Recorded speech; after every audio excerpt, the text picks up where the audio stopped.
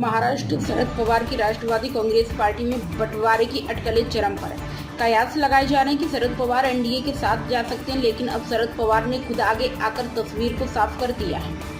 बंटवारे के सवाल पर शरद पवार ने कहा, यह समय फिलहाल इस विषय पर बात करने का नहीं है। सोनम वांगचुक के मुद्दे पर शरद पवार ने प्रतिक्रिया देते हुए कहा, केंद्र सरकार ने गैर जिम्मेदार काम किया।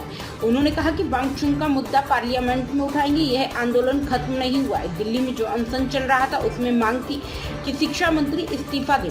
शरद पवार ने सवाल पूछते हुए कहा कि इसमें क्या गलत था। शरद पवार ने कहा कि एक मंत्री की नाकामी के चलते हजारों छात्रों का भविष्य अधर में अटक गया। इसकी जवाबदेही मांगी जा रही थी। इसी को लेकर 20 दिनों से प्रदर्शन हो रहा था। विपक्ष को पिछले 5-6 दिनों से अंदाजा था कि गिरफ्तारी होने वाली है और सरकार ने ठीक वैसा ही किया जैसा सोचा था। यह तरीका बिल्कुल ठीक नहीं है। उन्होंने आगे कहा, कई विपक्ष के नेता उस मंच पर गए और सोनम से मुलाकात कर उन्हें समर्थन दिया, लेकिन शनिवार सुबह पुलिस ने उन्हें जबरन हिरासत में लेकर अस्पताल में भर्ती करा दिया।